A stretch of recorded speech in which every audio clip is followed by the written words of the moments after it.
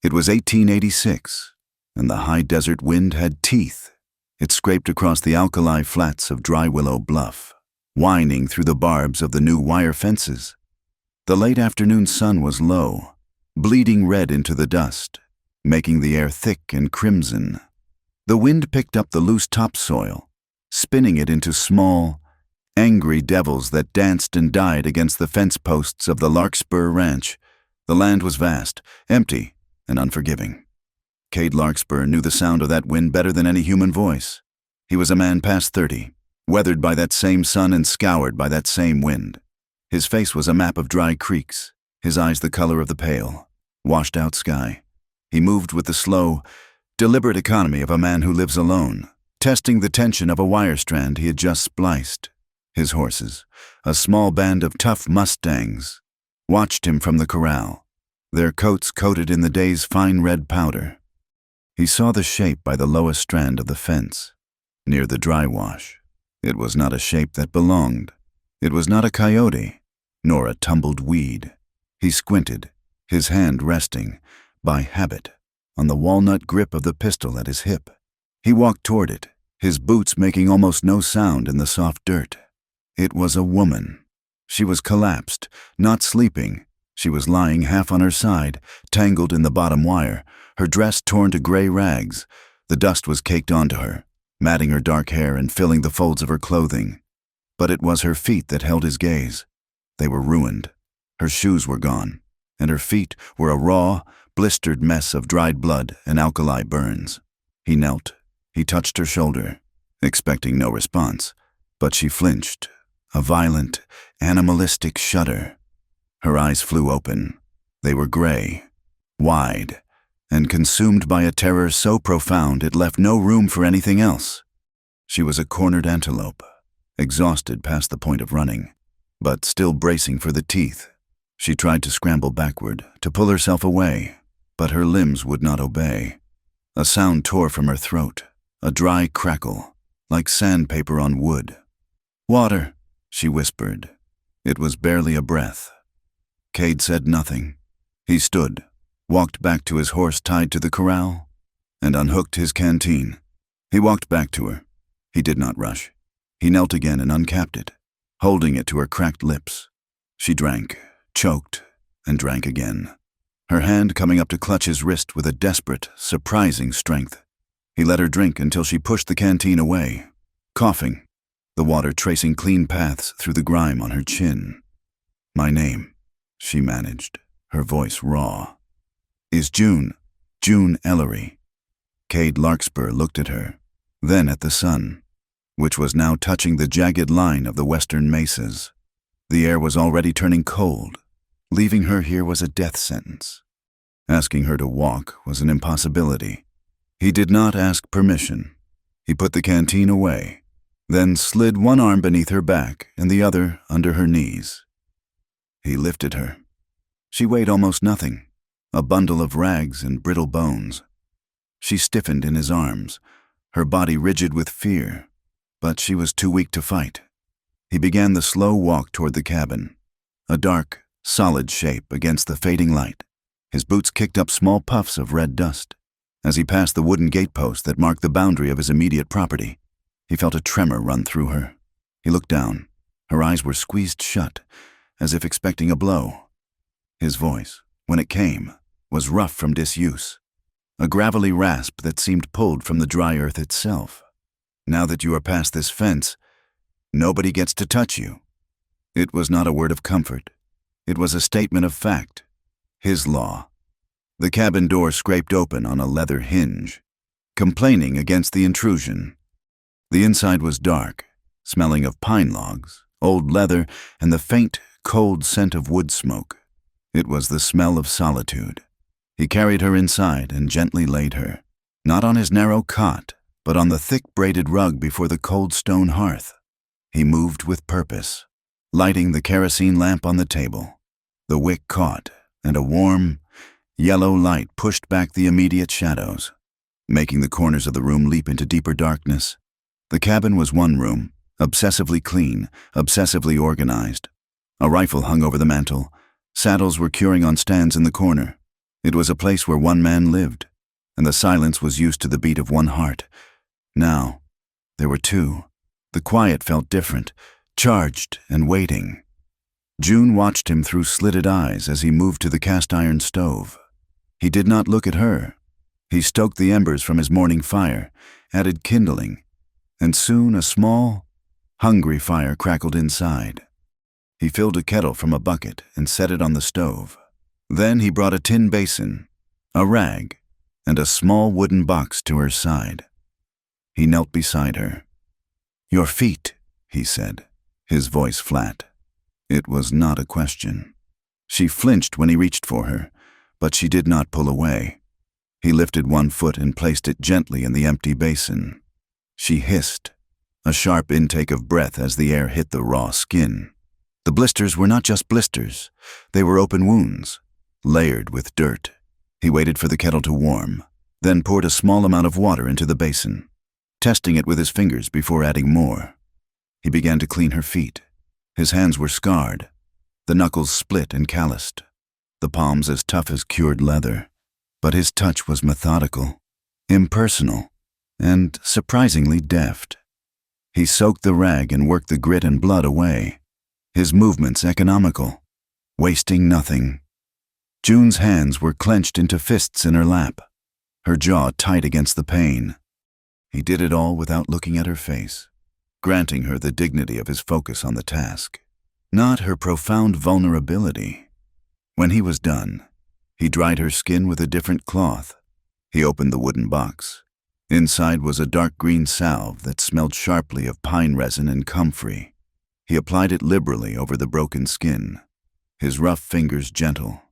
Then he took clean strips of linen from the box and wrapped both of her feet, binding them securely. The kettle began to whistle, a thin, shrill sound in the quiet room. Cade stood, took 2 tin mugs from a hook, and spooned dark coffee grounds into a small pot. He poured the boiling water over them, and the cabin filled with the strong, scorched smell of coffee. It cut through the scent of the salve and the dust. He poured 2 mugs, black and scalding, and handed one to her. She took it with shaking hands. The tin was hot, burning her palms, but she did not care. She drank. The liquid was bitter, a shock to her system, but it was intensely alive. It was warmth, between the heat of the fire, the sting of the salve, and the undeniable safety of the 4 thick pine walls. Something inside June finally gave way. A wire of tension she had held taut inside her spine for days, for nights, suddenly went slack. She began to shake, a deep, racking tremor that had nothing to do with the cold. And in that new, fragile quiet, it came, faint, miles to the south, but unmistakable. The long, mournful cry of a steam engine, the whistle of the Silver Meridian line. Cade, who had been sitting on a low stool opposite her, heard it and his jaw tightened. It was the sound of the outside world, the world he had built this fence to keep at bay. For June, the sound was a spike of ice. Her head snapped up, the gray eyes wide and wild again. She looked toward the dark window, as if she could see the train through the walls. The hunted antelope was back, hearing the cry of the wolf pack. That sound was the sound of pursuit. As she jerked, a small, dark object fell from the torn bodice of her dress and landed on the rug. It was a piece of cured goat skin, folded into a small, stiff square. Cade saw it. He leaned forward, not to take it, but to see. It was covered in strange, precise markings, lines and crosses and symbols he did not recognize. It looked like a map of a place that did not exist. Before his eyes could fully focus on it, her hand shot out and snatched it back. The movement was pure, sharp instinct. She clutched it to her chest, her breathing hitched and shallow. Her eyes met his, wild with fear. Then, seeing he made no move to take it, the wildness receded, replaced by a sudden, deep shame. "I am sorry," she whispered, her voice still a broken thing.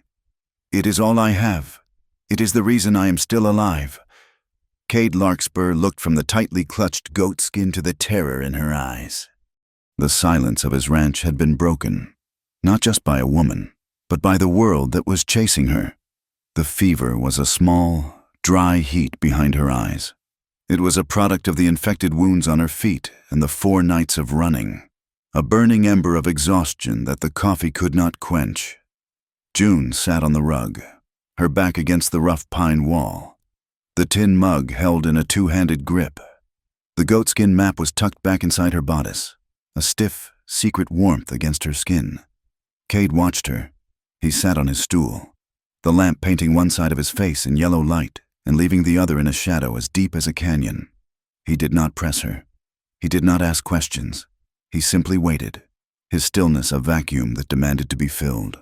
Her story came out like blood from a slow wound, in fragments that did not seem to connect at first. "Sable County," she said, her voice a rasp. "It was our land, my father's land." She closed her eyes, and the firelight on her eyelids showed her the memory. It was not red desert like this. It was higher country, with piñon pine and shallow streams. A small, green valley, just wide enough for a cabin and a garden. Her father, a man with hands as rough as Cade's but a laugh that came easily. Her mother, planting sunflowers by the door. It was all they had, and it had been enough. "Then the Silver Meridian decided to build a spur," she whispered, her voice hardening. "A branch line, they said, through our valley." She fell silent, and Cade could hear the wind outside, a low, steady moan. "They did not ask to buy," she continued, her eyes still closed. "They sent a man, Silas Keever. He was the railroad. He arrived not in trail dust, but in a black buggy, wearing a city suit that seemed immune to the dirt. He was a foreman, but he moved like an owner. His voice was quiet, reasonable. He explained that the railroad was progress, and progress required sacrifice. He offered them pennies on the dollar for their land. When her father refused, Keever's quiet reasonableness did not change, but the world around them began to— "He had the law with him," she said, a bitter twist to her mouth. "A deputy, Orrin Pike." Pike was the other side of Keever's coin. Where Keever was cold calculation, Pike was lazy malice. He wore his tin star like a shield, a license to bully. Suddenly, her father's name appeared on ledgers in town, a debt for seed he never bought, a staggering bill from the feed store, claiming 3 times what they owed. Then came the water rights dispute from a neighbor who had never had a problem in 10 years. Thugs, men with dead eyes and railroad pay in their pockets, began to appear in the small town, drinking at the saloon, watching. "My father," June's voice cracked, "just once. He was a good man. He was strong. He told them he would fight them in the territorial court. He never got the chance. They said it was a mine accident." The words were brittle, memorized. "He was prospecting for sulfur, up in the hills, a cave-in. They brought him back, covered. They did not let my mother see him." Cade's face, that sandstone mask, did not move. But he leaned forward, an almost imperceptible shift, resting his forearms on his knees. "Silas Keever and Orrin Pike came to the cabin themselves, to offer condolences," she said, and her laugh was a terrible, dry sound. "Keever told my mother she had 30 days to clear the debts her husband had left, or the county would seize the property." Her mother, lost in a fog of grief, did not last the 30 days. The doctor called it pneumonia. June knew better. It was a sickness of the heart, a will to live that had been buried with her husband. There was no one left. I was just there, part of the property.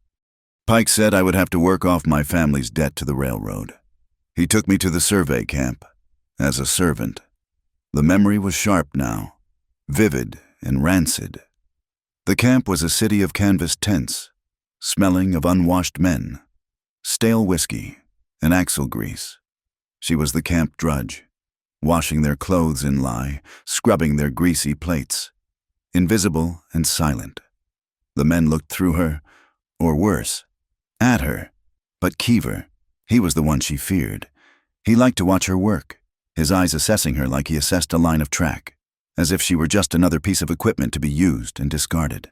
She survived by making herself small, by becoming a shadow. And in that shadow, she listened. She heard them talk about the spur line, About the valley, about how Keever was so obsessed with that worthless piece of land. He was looking for something, she said, her hands tightening on the mug. He thought my father was holding out. He thought there was gold. He came to the cabin with 2 of his men to tear it apart. She had been there, ordered to pack her parents' few belongings. Keever had stood in the middle of the one-room cabin, pointing. Check the floorboards. Check the chimney. In her father's small, personal trunk, the one he had carried from his prospecting days, she found it. It was not hidden. Not really. It was just there, beneath his worn-out geological hammers and some letters from her mother. The folded piece of goat skin. He was a water witch, my father, before he met my mother. He knew how to read the land, not for gold, but for water, for life. She had seen the map before, as a child, thinking it a game. Now she understood. The strange symbols, the blue lines that snaked beneath the contour lines of her valley. It was a map of a massive underground aquifer, and more. The symbols she did not recognize. The notes in her father's tight script. Alum. Deposits of it, thick and white, running right beneath their worthless garden. A mineral needed for tanneries, for dyeing, for making paper. It was a fortune. Not gold, but something just as valuable. Keever saw me looking at it, she said, her breathing quickening with the memory. He snatched it from my hand. He had this look. He knew it was what he was looking for, even if he did not understand it. He had taken the map and a few of her father's other papers, stuffing them into his coat pocket. He was triumphant. He told his men to burn the cabin. But he made a mistake, she whispered, a faint, fierce light in her fevered eyes. My father was a careful man. He always made 2 copies, one on paper, as a draft. The one Keever took was the paper. It was in the trunk, too. I had the goatskin map in my hand. When he turned, I slipped it into my dress. She had known. In that instant, she was dead. He would realize his mistake. He would come for her. That night, she said, I ran. I did not take shoes. I did not take food. I took a kitchen knife, and I ran. I have been running for 4 nights. I ran toward the high desert, away from the railroad, away from Sable County. She finished, her body slumping, the story taking the last of her strength. She looked at Cade, her eyes begging him, not for help, but for belief. Cade Larkspur was silent for a long time. The only sound was the fire hissing and the wind pressing against the cabin. His face was still a mask, but something in his eyes had changed, a darkness that resonated with hers. He had seen it before. The law used as a weapon, the progress that was just a word for greed. He thought, just for a second, of a fire, a different fire. 15 years ago, a ranch in a different territory, raiders, backed by a land syndicate that had a piece of paper from a corrupt official 2,000 miles away. He remembered the smell of his own home burning, the sight of his father and brother. He pushed the memory down. It was an old, cold stone in his gut. He looked at June. He saw the ruined feet, the terror, the map she clutched like a shield. He saw a fight he recognized. Finally, he stood up. He turned to the stove, where a pot of bean soup had been simmering, thick and dark. He ladled a full bowl, the steam rising in the cool air, smelling of salt pork and thyme. He broke a piece of hardtack from a tin and put it on the side. He brought it to her, crouching down. She looked from the bowl to his face. Eat, he said, his voice quiet, but absolute. Finish the rest tomorrow. I will keep watch tonight. June took the bowl. Her hands shook so much the soup nearly spilled. She began to eat, the thick, hot liquid a shock of life, burning a path down her throat. Her gaze lifted from the bowl and traveled across the room. It settled on the wall above the cold mantel. There, resting on 2 wooden pegs, was a Winchester rifle. It was not new, but it was pristine. The barrel was oiled, the brass receiver polished to a dull gleam, the walnut stock dark and smooth. It was not an ornament. It was a tool, ready and waiting. It was an iron promise, hanging silent in the lamplight. She was safe, for tonight. The sun rose cold, It did not bring warmth, only a sharp, blue-white light that made the landscape look brittle, as if it might shatter. Cade had not slept. He had kept his word, sitting in the one chair, the Winchester across his lap, watching the square of the window turn from black to gray. The silence in the cabin was broken only by the soft, pained breathing of the woman on his cot and the settling of the logs in the cooling stove. June had slept in a dark, exhausted void, but woke with a start. For a moment, she was suspended, confused by the smell of pine and the unaccustomed warmth. Then the pain in her feet flared, a sharp, hot reminder, and the memory of the last 4 days returned. She saw Cade by the window, a dark silhouette against the pale morning. He had not moved. He had watched over her. He stood, his joints popping quietly. He moved to the stove and, with the economy of long habit, began to build a new fire.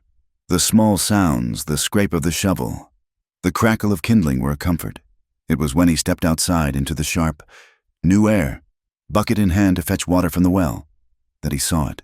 It was miles away, but in the clear, thin air, it was as distinct as a rifle shot, a plume of red dust rising from the low pass to the south. It was not the lazy, drifting cloud of a lone rider or a slow wagon. It was tight, organized, and moving fast. It was 4 riders, pushing their horses hard. He did not run.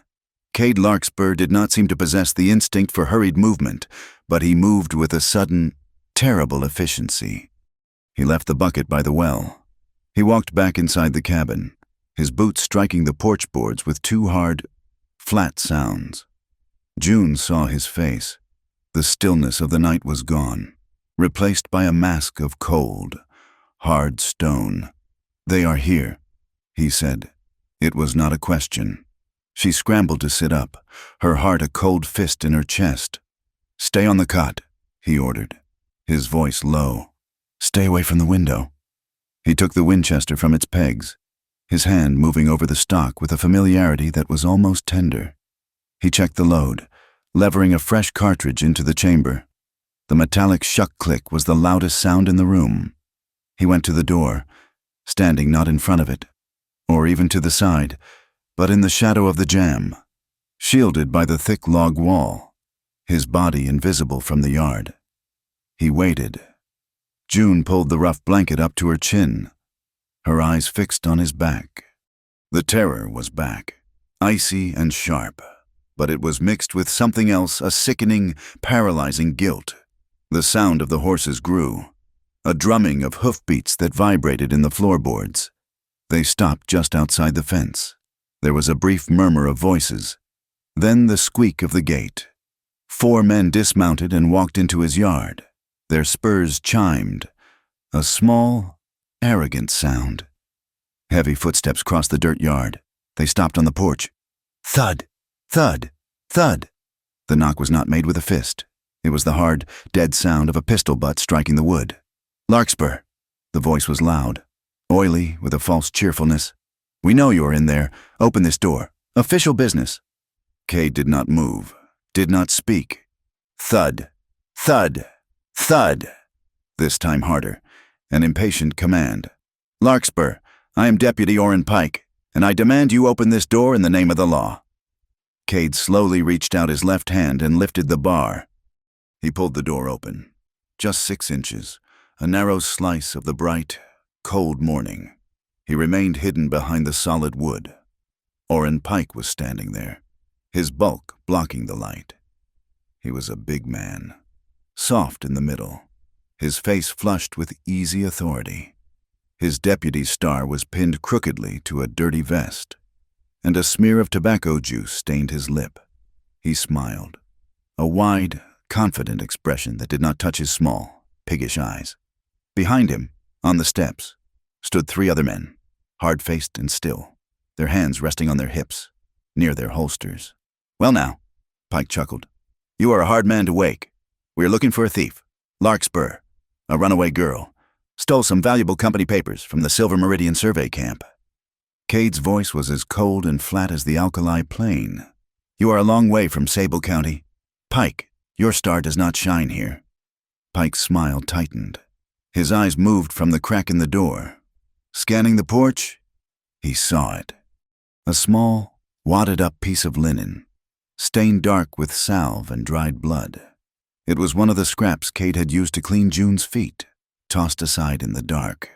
The deputy's eyes snapped back to the door, his smile gone, replaced by a look of triumphant certainty. I am where I need to be, now. I have got reason to believe you are harboring a fugitive. We tracked her this far. We found this. He nudged the bandage with his boot. Hand her over, and we will forget we had this conversation. This is private land, Cade said. His voice did not raise.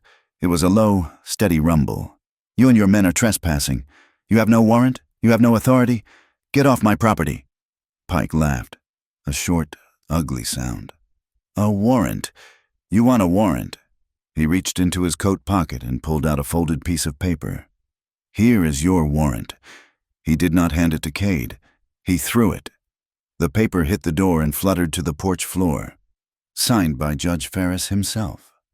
Gives me authority to search this entire ranch, top to bottom, for stolen railroad property.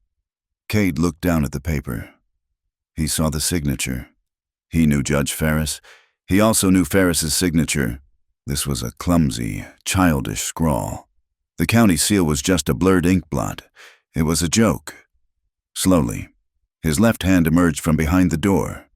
He bent, his body still shielded. His fingers closed on the fake warrant. He straightened up. He did not look at Pike. He looked at the paper. He tore it in half.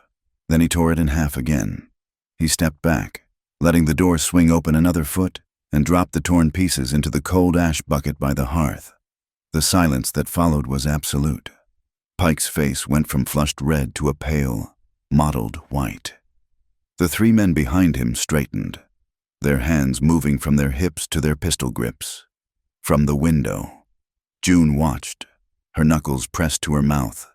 She saw Cade's back, rigid and unmoving. He was a wall.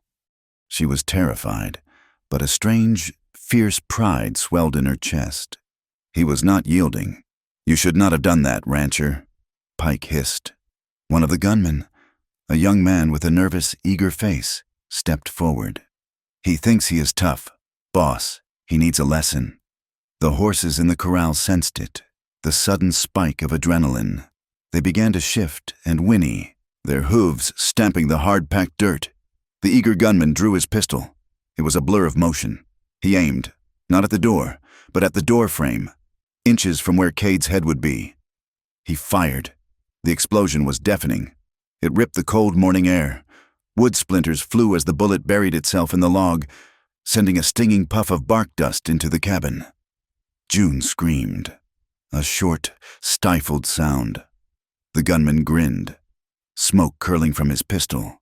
Next one goes inside, Larkspur. Cade had not flinched. He had not moved a muscle. Now, he did. It was not a fast motion. It was a deliberate, fluid unfolding. The Winchester rifle, held in his right hand, came up. It cleared the doorframe.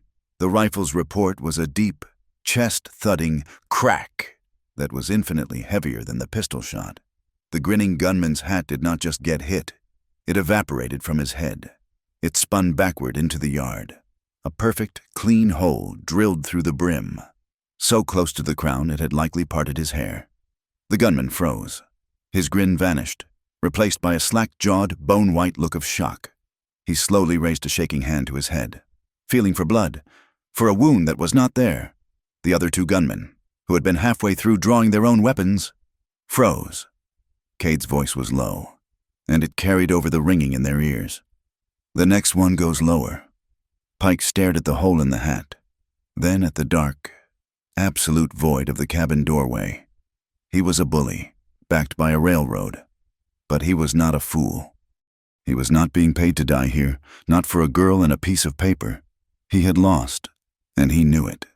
His face contorted with rage, he spat a thick stream of tobacco juice onto the porch, inches from the threshold. "You are a dead man. Larkspur," he snarled, his voice thick with hate. You are harboring a thief. You assaulted an officer of the law. This is not over." He backed down the steps, his eyes still locked on the doorway. He and his men mounted their horses, their movements jerky and angry. Pike yanked his horse's head around, the animal rearing in protest. "Tomorrow night," he shouted, his voice cracking. "We will be back, and we will have more men. We will have 20 men. We will burn this ranch to the ground, and you with it." He spurred his horse, and the 4 of them galloped out of the yard, their retreat a storm of red dust and curses. For a full minute, the only sound was the diminishing thunder of their hooves. Cade stood without moving. Finally, he pulled the door shut. The heavy thud as it settled into its frame sounded final. He slid the heavy wooden bar into its brackets with a solid, definitive shunk. He turned, the Winchester still held easily in one hand. June was standing in the middle of the room, her whole body shaking. The adrenaline that had held her steady was gone, leaving a cold, sick dread. "He will," she whispered, her voice trembling. "He meant it. He will come back and burn this place. He will kill you, all because of me." She looked at him, her eyes wide with a mixture of guilt and despair. "You have to let me go. I will leave. I will give myself up. I cannot be the reason for this." Cade walked past her. He placed the Winchester back on its pegs over the mantel. He moved to the stove and picked up the coffee pot. His hand was as steady as the mountain. He poured the last of the black coffee into his mug. He did not look at her. Her hand went to her chest, her fingers closing instinctively over the hard, square shape of the goatskin map. This thing, this curse, it was her father's grave, her mother's death, and now it would be this man's. "You do not understand," she pleaded, her voice breaking. "You cannot fight them. They have the railroad. They have the law. They will come back and—" He said tomorrow night. Cade interrupted. He turned to face her, his eyes unreadable. "That gives us today, and all of tomorrow." She stared at him, uncomprehending. "Gives us for what to run? Running is what got you here," he said, his voice flat. He took a sip of the cold coffee. "You said that map is why you are alive. It is also why they want you dead. Seems to me the only way out is not to run from it, but to use it." He set the mug down on the table, the tin making a hard, ringing sound in the quiet room. "They want that land. They think you stole its secret." "The only thing that beats a corrupt man with a fake warrant," Cade said, "is a true claim, backed by the law they pretend to serve. You cannot hide. June, you have to fight." He looked at her, at the terror in her eyes, and saw the small, hard spark beneath it. "I cannot fight them alone," she whispered. "You are not alone." Cade said, "They crossed my fence." The truce of the morning held. The threat of tomorrow night hung over the ranch, but it was a distant storm cloud, and beneath it, in the eye, there was work to be done. The panic had subsided, replaced by a cold, sharp focus. They were no longer predator and prey. They were 2 people with a single, impossible task. "You cannot go anywhere on those feet," Cade stated. It was a fact, not a judgment. He went to a large wooden chest at the foot of his cot and dug deep, past cured hides and woolen blankets. He pulled out a pair of boots. They were old, moccasin style, the leather worn so soft it was almost cloth. "My brothers," he said, and offered no more explanation. "They will be too big, but they are better than rags." He brought over the basin of water and the box of salve. This time, as he knelt to unwrap the linen from her feet, June did not flinch. She watched him work, his rough hands moving with that same strange gentleness. The skin was still raw, but the swelling had gone down slightly. "You wrapped them wrong. You will get new blisters over the old," he said, his voice a low monotone. He took a fresh strip of linen. "You go heel to toe, tight but not strangling. You fold it here, to cushion the ball, like this." He guided her hand, showing her the motion. She learned quickly. He filled the soft boots with clean wool from a carding bag, packing it into the toes. When she slid her bandaged feet inside, it was the first moment of comfort her feet had known in a week. "I can walk," she said, testing her weight.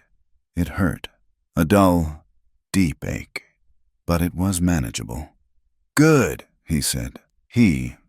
We need to eat." The day unfolded in a rhythm of shared, necessary tasks. The cabin, which had been a place of silent, solitary habit, now held 2 sets of movements. While Cade checked his horses, his eyes constantly scanning the ridgeline, June found the sack of cornmeal. She did not know his kitchen, but she knew how to cook. She mixed the meal with salt and water, her hands moving with a forgotten familiarity. When he came back in, the smell of hot, oiled iron and baking corn filled the small space. He nodded, a brief sign of approval, and handed her a thick leather apron. "The fire in the forge is low. I need to fix a bridle snap." She had never worked a forge, but she learned. She fed the bellows, her arms aching with the unfamiliar pull, pushing air into the glowing heart of the coals. The metal glowed cherry red. He worked beside her, hammering the hot iron. The clang, clang, clang, a steady, driving pulse against the silence of the desert. He did not talk, and she did not ask. They worked. When the sun was high, they sat at the small table and ate the cornbread with molasses. It was the best meal June had tasted in her life. Afterward, he cleared the table and said, "Now, the map." She pulled the goat skin from her bodice. The edges were curled, the surface worn smooth. She spread it flat, weighting the corners with tin mugs. Then Cade unrolled his own. It was not one map, but nearly a dozen, drawn on old pieces of canvas and scraped parchment. They were his journals. 10 years of his life spent writing these empty quadrants. He had marked every seep, every spring, every patch of good grass, every sheltered box canyon. His lines were practical, drawn in charcoal and fixed with pine resin. She looked at his maps, a sudden, sharp understanding dawning on her. He was not just a rancher. He was a cartographer of survival. "My father's map is what is beneath," she said, her finger tracing the strange symbols. "Yours is what is on top." She began to read, her voice finding a new confidence. "This symbol, the 3 wavy lines, is a strong aquifer. He believed it ran south from the high mountains. This," she pointed to a series of small, crossed picks, "is the alum. He wrote here shallow deposit, visible strata." Cade leaned closer, his eyes tracing the lines, comparing them to his own knowledge. He was following the dry washes. Smart, he put his finger on a place on his own map, a junction of 2 deep arroyos. "Here," he said, "I call this Painted Gully. After a hard rain, the clay slides. It is a different color from everything else, dark, almost blue, and it dries white." June's breath caught. She looked at her father's map. The cluster of symbols for the alum deposit was centered on that exact same junction. "That is it," she whispered, her voice trembling. "That must be the outlet, where the water pushes the mineral to the surface." Cade stared at the 2 maps, his and hers, now one story. "If we can get a sample," he said, his voice low, "and file a claim before Keever can—" "A claim?" she asked. "How the land office is in Sable County. Pike will be watching it." "Not Sable," Cade said. He went to a small shelf and took down a postcard and a stub of a pencil. "Bisbee Springs. It is a 3-day ride, but it is in a different district. The telegraph line runs through Prickett's Post, 10 miles east of here. The mail boy passes at 4 o'clock. He began to write, his large, calloused hand forming slow, deliberate letters. He did not write much. He was addressing it to a name, Marion O'Doyle, attorney at law. He wrote about a land dispute, a mineral discovery, and an urgent need to file. He signed his name. He did not sign hers. He was shielding her. "He is just a boy," Cade said, sanding the postcard to dry the ink. "But he is fast, and his family hates the railroad more than I do. He will get the message to the telegrapher." He looked up at the sun, estimating the time. He saddled his horse, slid the Winchester into its scabbard, and put the postcard in his pocket. "Do not open the door," he said, "for anyone." He was gone in a cloud of red dust. June was alone. The silence of the cabin pressed in on her. She was terrified. But it was a different fear. It was not the fear of being caught. It was the fear of the clock. Pike had said tomorrow night. She did not rest. She began to prepare. She found a heavy canvas crate under the cot and began to fill it. She packed hardtack, a small bag of salt, a tin of coffee. She filled both of his canteens. When Cade returned, the sun was beginning to dip, painting the bluff in shades of purple and orange. He did not say if he had met the boy. He just nodded and began his own preparations. He brought in a long coil of climbing rope and a lariat. He checked the wicks on 2 tin lanterns, filling them with fresh oil. Then he went to a small, locked shed behind the cabin. June watched him from the window. He came back with a small, wooden box. He opened it on the table. Inside, nestled in sawdust, were 4 paper-wrapped sticks of blasting powder and a small coil of fuse. "My father used this," she said, her hand resting on the box. "I use it for clearing rock falls," Cade said, his voice flat. He closed the lid. "It is a tool." He looked at her. "We will need it to get a sample." They were packed. The crate sat by the door. The tension was back, a low hum in the air. The light in the cabin was failing. Cade lit the lamp, and the yellow light threw their shadows long against the walls. He picked up his heavy canvas jacket, the one he had worn that morning. There was a long, L-shaped tear in the sleeve where it had snagged on the barbed wire fence. He looked at it, then tossed it onto the chair, a look of annoyance on his face. "I can fix that," June said quietly. He looked at her, surprised. "My mother taught me," she said. She found his sewing kit in the chest, a small, practical roll of canvas with thick needles and waxed linen thread. She sat on the stool by the fire, the heavy coat across her lap. Cade sat opposite her, cleaning the rifle, the oiled rag moving in long, slow strokes. The only sounds were the crackle of the fire and the rhythmic click-pull of the needle passing through the tough canvas. She bent her head to the work, the firelight catching the brown and gold in her hair. Her hands were steady. He watched her, not her face, but her hands. They were competent, sure. He had seen them caked in dirt, trembling with fear, and clenched in pain. Now, they were bringing something broken back together. She fumbled with the end of the thick thread, trying to tie it off. "It is too thick," she murmured. He stopped cleaning the rifle. He reached over, taking the needle and thread from her. Their fingers brushed. It was nothing. A feather-light contact of his rough skin against hers. But in the charged silence of the room, it felt like a spark from the forge, a jolt of warmth, sudden and sharp, that had nothing to do with the fire. June's breath hitched, just slightly. Her eyes met his. His gaze was steady, dark, and unreadable. But his hand, for just a fraction of a second, lingered. It was not a touch of possession or of comfort. It was a touch of acknowledgement. He saw her. He did not apologize. He simply took the thread, expertly tied the knot with a single, practiced twist, and handed the needle back to her. She finished the seam, her heart beating a little too fast. When she was done, she held the jacket up. The seam was strong, tight. "Thank you," he said. He took the jacket and put it on. It settled on his shoulders. Familiar. Night had fallen completely. The wind rose, moaning around the corners of the cabin. Pike's threat was no longer a distant cloud.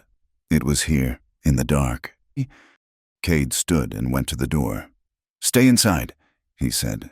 He took something small and metallic from his pocket and stepped out into the blackness. June went to the window, peering out. She could barely see his shape as he moved from the corral to the outer fence line, then toward the dry wash. He was moving in a wide perimeter around the cabin. He would stop, bend down, and then move on. She heard, carried on the wind, the faintest, sharpest tink. He was stringing thin wires, attaching them to the sagebrush. And on the wires, he was hanging small, tin mule bells. He was building a new fence, not of wire, but of sound, a boundary that would warn them of any approach. When he came back in, his face was grim. The cabin was a small island of light in a vast, threatening dark. He barred the door. He took his chair, the one he had sat in the night before, and placed it by the door. He sat, the Winchester once again across his knees. June did not go to the cot. She felt too restless, too raw. The day's work had focused her mind, but the night brought the fear back. She sat by the window, the very one Pike's men had shot at, and looked out into the void. She thought of her father. She thought of his map, of his dream of water, and of the alum he had found. He had died for this secret. She reached into the hearth and took out a small piece of charcoal, still warm, from the kindling box. She took a flat, smooth piece of pine. She sat there, in the quiet, and carefully. In the blocky letters her father had taught her, she wrote his name on the wood, Thomas Ellery. She did not cry. Her grief was a cold, hard thing, like the alum itself. She placed the small piece of wood on the windowsill, facing inward. It was not a tombstone. It was a flag. It was a promise. She was not just running for her life. She was fighting for his. She looked over at Cade. He was watching her, his face shadowed. He saw the piece of wood. He saw her eyes, no longer hunted but hard as iron. He nodded. Once. The gesture was small, but it sealed their pact. Let them come. They would be ready. The day dawned with a brittle, false clarity. This was the day. Not the one Pike had threatened, but the one they had been given. The tomorrow night of the deadline loomed, a wall of darkness at the edge of their time. They ate standing, packing the last of the cornbread and jerky. The crate with the blasting powder, rope, and lanterns was secured to the back of Cade's sturdiest mule. They rode out of the ranch yard just as the sun cleared the eastern mesas, painting the sky in pale shades of rose and gray. June was mounted on a calm, steady mare, her feet, now double-wrapped and tucked into the soft boots, aching but functional. Cade rode beside her, his Winchester in its scabbard, but his eyes were not on her. They were on the horizon. They scanned every ridge, every shadow, every cut in the rock. The open desert was a vast, exposed plain, and June felt as if a rifle's sight was already resting between her shoulder blades. They did not speak. The only sounds were the plodding of the hooves in the sand, the creak of leather, and the incessant, whispering wind. Cade led them, not on the main trail, but through a series of dry washes and animal tracks he knew as well as the lines on his own hand. It was a longer route, but it kept them low, shielded from distant eyes by the contours of the land itself. It took them 3 hours to reach Painted Gully. It was not a gully so much as a deep, jagged scar in the earth, a place where a forgotten river had torn the land open to the bone. The clay walls were, as Cade had said, a strange, stark color, a pale, chalky blue that dried white where the sun hit it. It felt ancient, a place of secrets. "This is it," June said, her voice hushed. She slid from the mare, wincing as her feet took her weight. Cade dismounted, tying the animals to a scrub oak. He pulled the heavy crate from the mule. "Where?" His voice was all business. June pulled the goatskin map from her jacket. She studied it, then looked at the gully walls. "My father's notes," she said, her finger tracing the symbols. "He said to look for a fissure marked by dark iron staining. The alum is not the clay, it is in the clay. We need a fresh slide." They worked.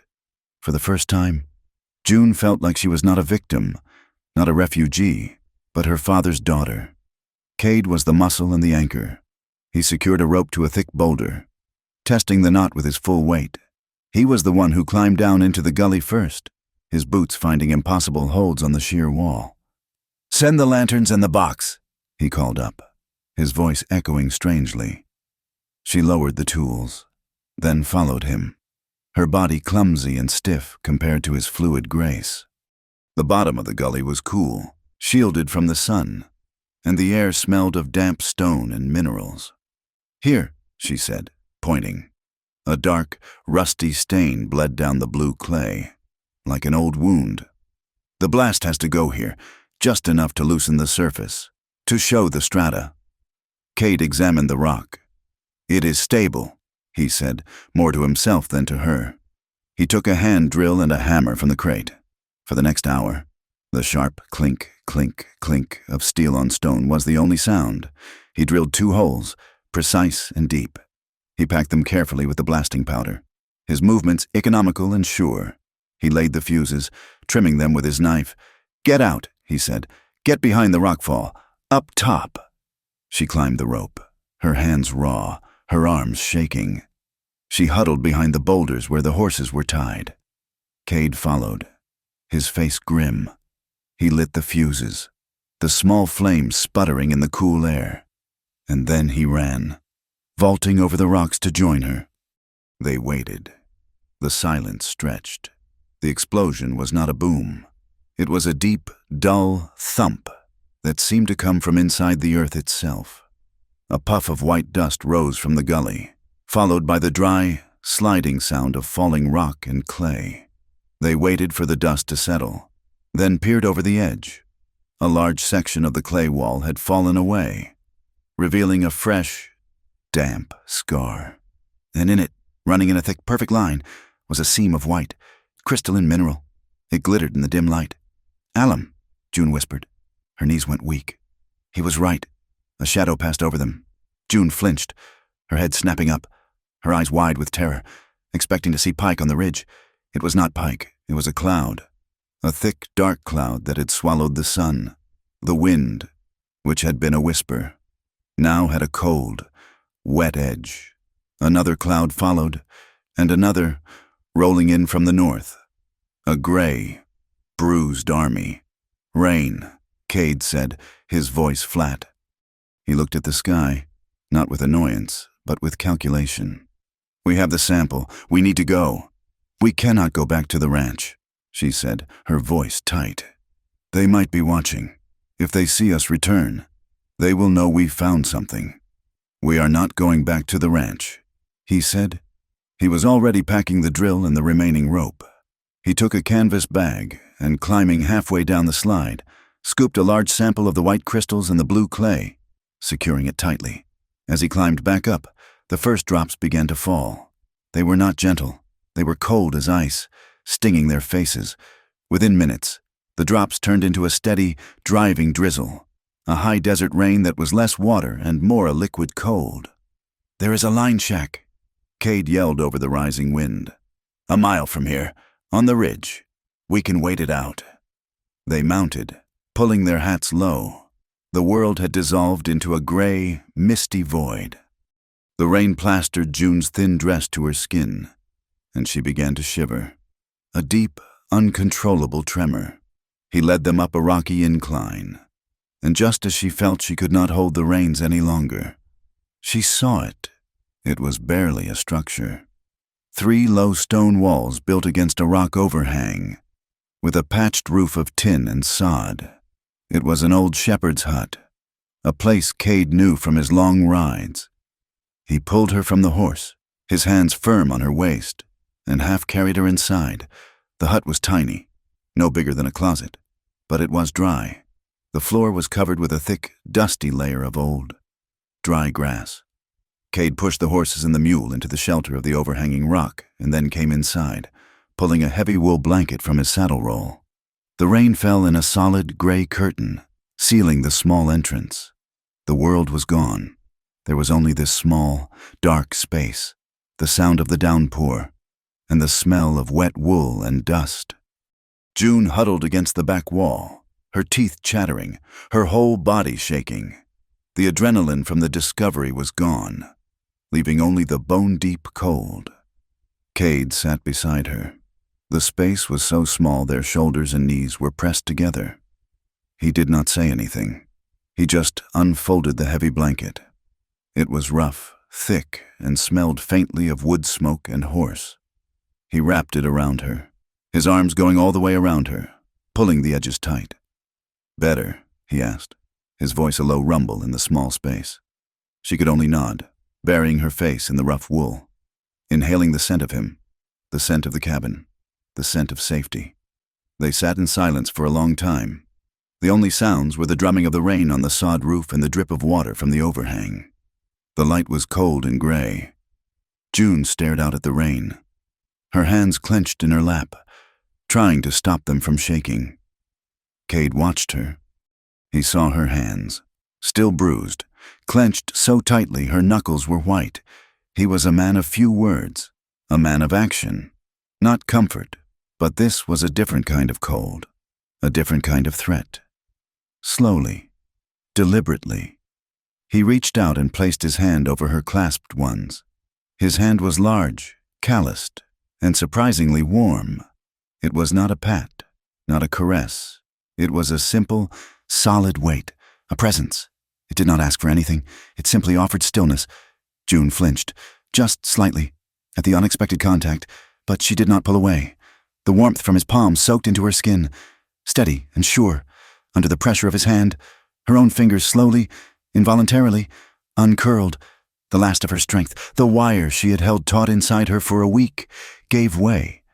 With a sigh that was almost a sob, she let her head fall sideways, resting her forehead against the hard muscle of his shoulder. She closed her eyes. It was a complete, wordless surrender. Not to him, but to the moment of safety he represented. She felt the solid bulk of him beside her, a wall against the cold, against the rain, against Pike and the entire world. All she could hear was the rain and the slow, steady beat of his heart under her ear. Thump, thump, thump, thump. It was a rhythm, deep and even, like the gait of a horse that will not tire, that will carry you home. It was the most reliable sound she had ever heard. He did not move. He let her rest, his hand still covering hers, his shoulders solid beneath her head. He, too, closed his eyes, just for a moment, breathing in the scent of her hair, damp from the rain. He had been alone for so long. He had forgotten what the proximity of another human being felt like. It was a strange, sharp ache, a warmth he had not realized he was missing. After a long time, he shifted, just slightly. The movement made her lift her head. She looked up at him. His face was very close, the gray light softening the hard lines around his eyes and mouth. His gaze was dark, focused, and for the first time, she saw something in it beyond duty and watchfulness. She saw a deep, quiet loneliness that mirrored her own. He slowly raised his free hand, the one not covering hers. His knuckles were scarred, his fingers blunt. He raised them to her face, pausing, as if unsure. Then, gently, he brushed a few wet strands of hair back from her temple. The gesture was tentative, his rough skin scraping softly against her cold cheek. His eyes held hers. He did not ask with words. He did not need to. His gaze was a question. May I? June's answer was just as quiet. She did not nod. She simply closed her eyes, a small, trembling breath escaping her lips. Yes. He leaned in, his movement slow. The kiss was not a collision of passion. It was a discovery. It began as a simple, warm pressure of his lips on hers. Solid, certain, and hesitant. It was a promise, the same one he had made at the fence line, now spoken in a new language. He tasted of the cold rain and the faint, bitter trace of coffee. She was all dust and fear and a sudden, sharp, answering warmth. As her lips softened under his, she leaned into the kiss, her hand, the one that had been trapped beneath his, turning to grip his wrist. The kiss deepened, but it was not frantic. It was slow, measured, as if they had all the time in the world, even though they had none. It was a giving of comfort, a sharing of breath in the small, cold shelter. It was the first truly gentle thing that had happened to her since her father died. It was an anchor. When he finally pulled back, they were still just an inch apart. She opened her eyes. A single, shaky breath escaped her, a sound that was half a sigh and half a laugh, a sound of pure, astonished relief. A small, rare smile touched the corner of his mouth, a gesture that did not change his face but lit his eyes from within. She did not pull away. She leaned back against his shoulder, her head fitting naturally into the space beneath his chin. This time, he shifted the heavy wool blanket, opening it and pulling her fully against his side. wrapping them both in its smoky warmth. His arm came around her, holding her securely. They sat like that for a long time, a single unit against the cold. She was held, and she was safe. It was a tenderness both of them had forgotten existed, a quiet claim that crossed no boundaries but established a new, unshakable one. They were no longer a rancher and a refugee. They were Cade and June. Outside, the steady drumming of the rain began to lighten, fading to a scattered drip. The gray curtain tore open in the west, revealing a slit of pale, watery sunlight. The immediate danger, the cold, had passed. The larger one, Pike, remained. Cade gave her shoulder a small, firm squeeze. A return to the world. His voice was a low rumble, right by her ear. "The rain is stopping. We have our sample." He looked out at the clearing sky, his face hardening again, the brief softness gone, replaced by the iron of his will. "Tomorrow," he said, "we ride to Bisbee Springs. We show them who this land belongs to." The rain had passed, leaving the air clean and cold. The world scrubbed raw. The sky was a pale, washed-out blue, and the wet earth steamed in the tentative morning sun. They had spent the night in the line shack, a cramped, cold vigil that had become something else entirely.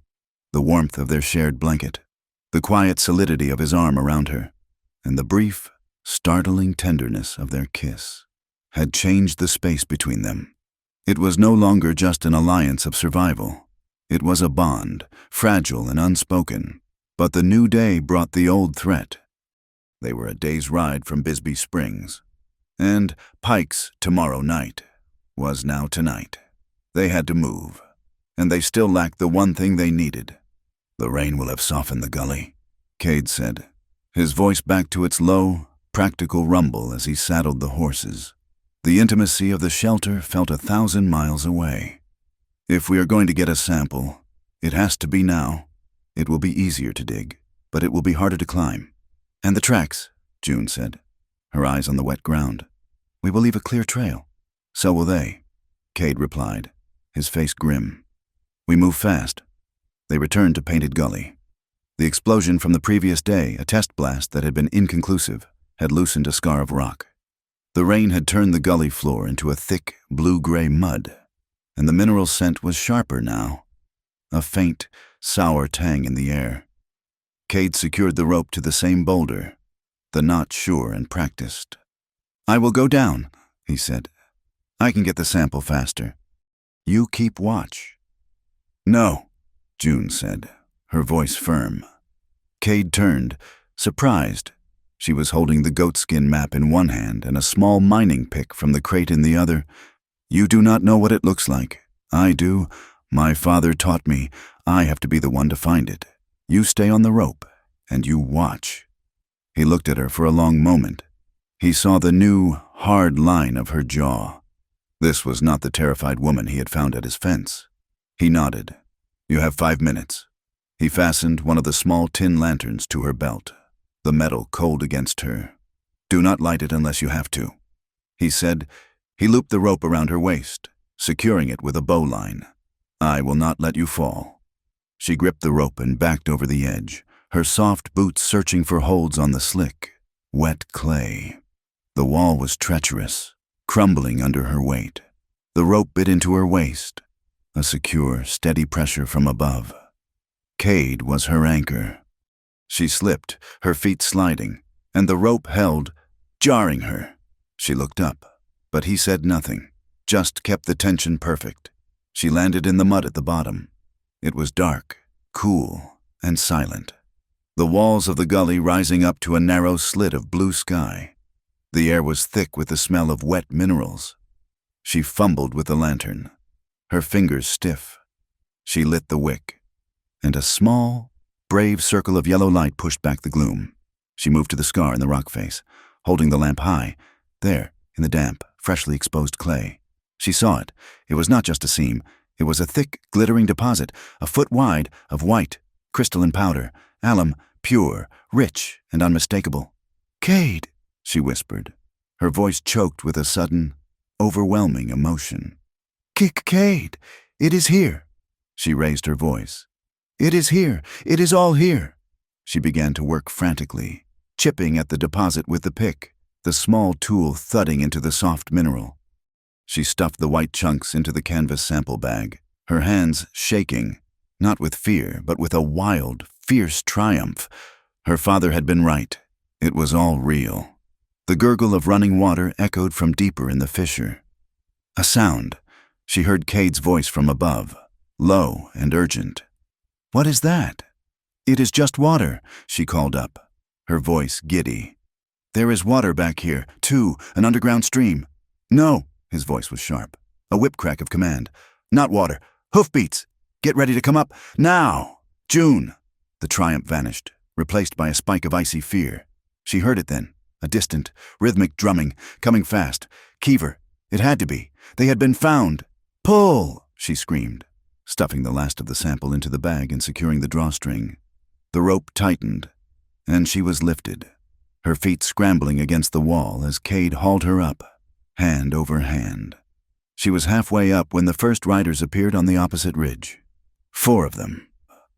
And she recognized the man in the lead, the man in the city suit. Silas Keever. Pike was not with them, but these men looked harder, colder. They were not deputies. They were railroad guns. "There!" Keever shouted, his voice carrying clearly across the gully. He pointed, not at Cade, but at her, dangling on the rope. "The girl getter!"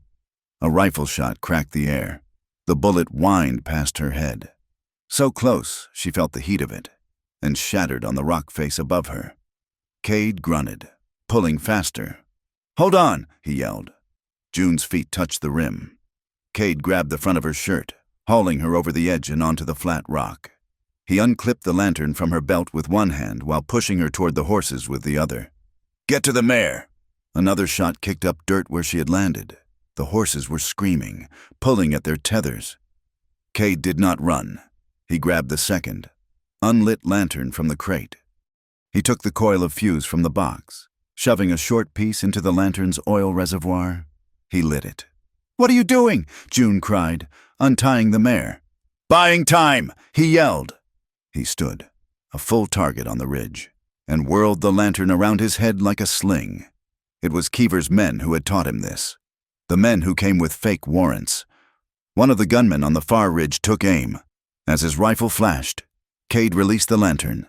It sailed in a high, smoking arc across the gully. It did not explode.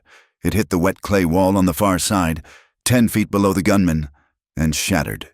The burning oil and lit fuse ignited in a sudden, brilliant whoosh of white-hot fire and thick, black smoke. The man who had been taking aim screamed as the oily fire washed over the rock face below him. He was not hit, but his horse reared, terrified, and stumbled backward, its footing lost on the narrow rim. The horse and rider tumbled, vanishing into the gully with a terrible, crashing sound. "Now!" Cade yelled. He had already untied his own horse and the mule. He vaulted into the saddle, grabbing the mule's lead. June was on the mare, her hands twisted in its mane, the sample bag clutched in her fist. They spurred the animals, not back the way they had come, but west, toward a narrow cleft in the rocks, a game trail Cade knew. Keever's remaining 2 men were firing, the bullets thwacking the air around them, but their view was obscured by the oily smoke, their aim wild. They plunged into the narrow opening, a tight, winding path between sheer sandstone walls.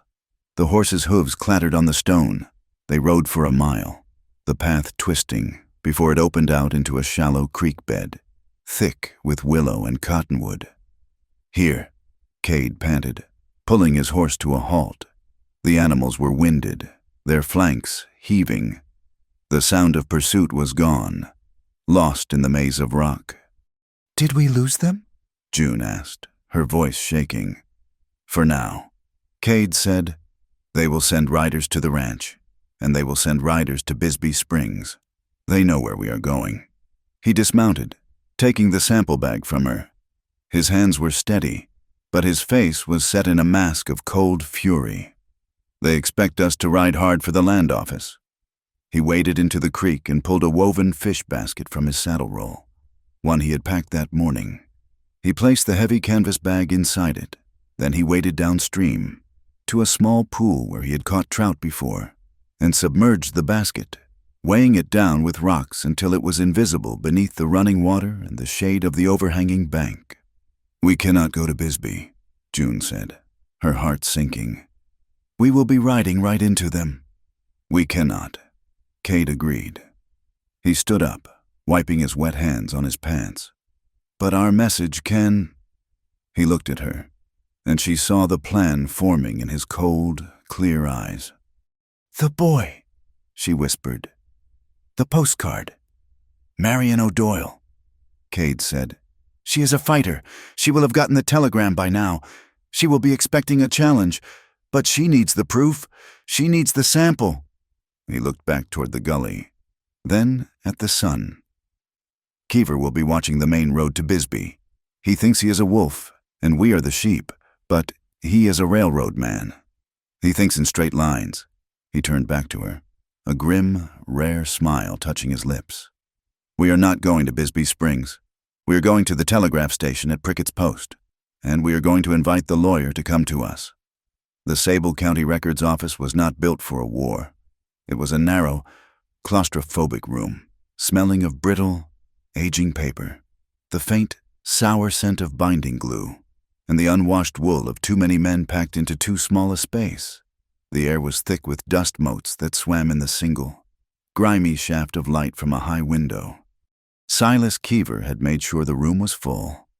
6 of his men, surveyors and foremen from the railroad camp, lined the back wall. They were not here to file papers. They were here as a gallery, as a visible, physical weight of intimidation.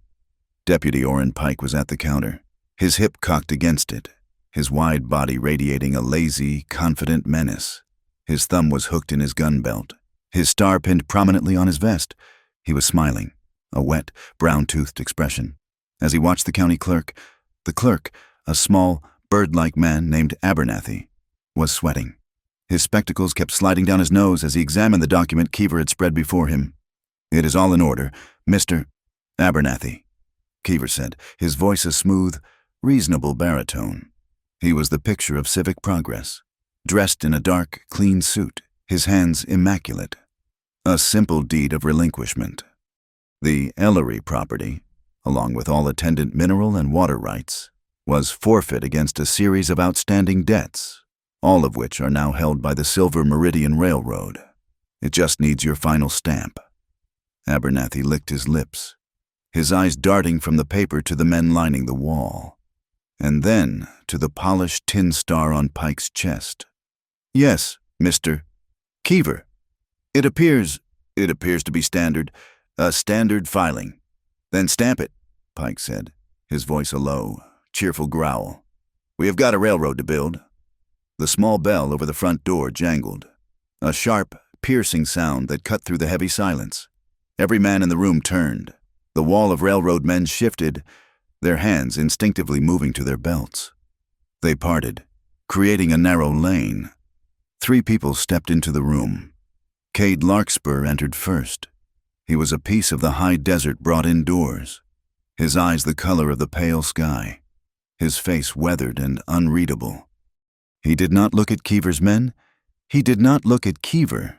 His gaze settled on Orrin Pike, held for a beat, and then he moved to the side, a silent, solid presence that immediately anchored that corner of the room. June Ellery came next. She was not the ragged, terrified creature he had found by the fence. She was pale, and her hands were clenched at her sides, but she walked with a straight back.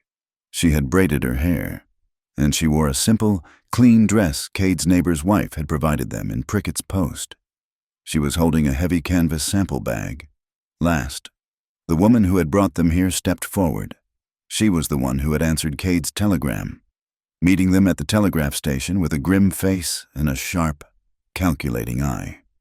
Marion O'Doyle was a woman in her late 50s, with a back as straight as a rifle barrel and hair the color of bleached platinum, coiled in a severe knot. She wore a dark traveling suit, and she walked directly to the counter, her heels striking the floorboards with sharp, definitive clicks. She set a heavy leather satchel on the counter. Its thud loud in the quiet. "Mr. Abernathy," she said, her voice not loud, but carrying a sharp, clipped precision that made every man in the room strain to listen. "You are being subjected to a bald-faced and clumsy fraud." Pike's smile vanished. He pushed himself off the counter, his face flushing a dark, angry red. "Now you hold on, Marion. This is official county business. You got no standing here." "I have standing as an officer of the court," Marion said, not bothering to look at him. She was focused entirely on the terrified clerk. "And you, Orrin, are an accessory to it.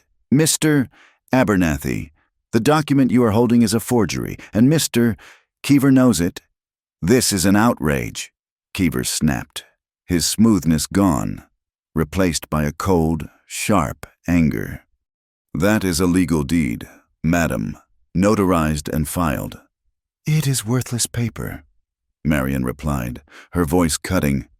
"You are attempting to seize a piece of land based on manufactured debts and a forged signature, assuming no one would be left alive to contest it."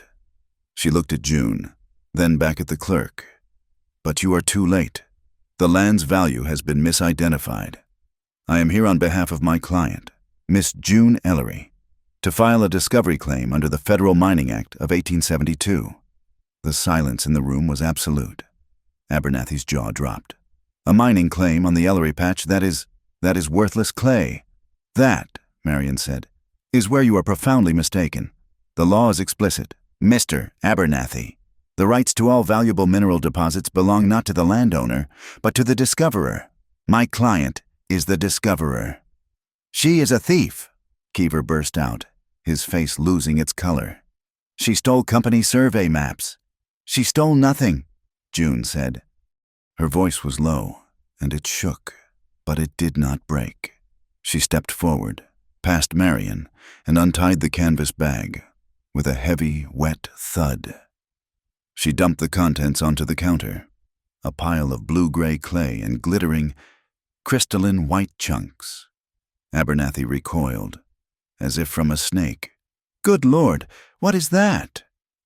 "It is alum," June said, her voice gaining strength. "A deposit so rich it is worth more than your entire spur line, and my father found it." She pulled the worn, folded goatskin map from her pocket and spread it on the counter, smoothing it with her hands. "This is his map. Mr. Abernathy, you were his friend. You know his handwriting. It is dated 3 years ago. It shows the deposit, and it shows the aquifer that feeds it. He was killed for this." Keever stared at the map, his face a mask of disbelief and rage. It was the map he had seen her holding in the cabin, the one he had thought was the paper draft he had burned. "This is nonsense," he hissed. "Recovering. A child's drawing in a pile of mud. It proves nothing. Where is this supposed discovery a mark on a piece of leather? Painted gully," Cade Larkspur said. His voice rumbled from the corner. "Drawing every eye. Coordinates 22 north by 40 east on the old territorial survey." He stepped forward, pulling his own canvas-bound notebook from his coat. He opened it on the counter next to June's map. "My land borders that gully. I've been mapping the water seeps in this territory for 10 years. My surveys." He tapped the page. "And her father's map matched perfectly. The discovery claim is staked, marked, and witnessed." Pike, seeing the tide turning, moved with a sudden, heavy speed. He slammed his hand down on the counter, his palm landing on Cade's book. "This is a conspiracy. I have a warrant for this girl for theft, and I have one for you, Larkspur, for assaulting an officer of the law and harboring a fugitive. I ought to arrest you both right now." "You will do no such thing," Marion snapped, her voice like ice. "Your warrant is from Sable County. Your authority ended at the county line where you assaulted my clients. You are intimidating a federal claimant in the process of illegal filing, and I will see you stripped of your badge." She turned her sharp gaze back to the clerk. "Mr. Abernathy, look at Mr. Keever's paperwork again. Not the text, not the signature. Look at the county seal." Keever, who had been watching Pike with approval, froze. His eyes widened, just a fraction. "Abernathy," his hands shaking so badly he could barely function. Picked up the fraudulent deed. He held it up to the light. His breath held. He looked at the embossed seal at the bottom of the page. The official mark of the county. He stared at it. He looked at the stamper that sat on his own desk. He looked back at the paper. "This," he whispered, his voice cracking. "Mr. Keever, this seal—" "What about it?" Pike growled, annoyed. This is the new county seal," Abernathy said, his voice trembling as he spoke the truth. "The one the commissioners approved last month, the one I just started using." He pointed a shaking finger at the date on the document. "The date on this filing says it was lodged last year. This is impossible. This seal did not exist last year." The air left the room. Keever's men at the back stopped trying to look tough and just looked confused. Pike stared, uncomprehending. From the paper to Keever. He had been so focused on the intimidation he'd not even checked the forgery. "Fraud," Marion O'Doyle said, her voice ringing with a cold, triumphant finality. "A clumsy, arrogant fraud, filed by a man who assumed no one would be smart enough to check." She pushed a new, crisp document across the desk to Abernathy. "Mr. Abernathy, you will stamp this.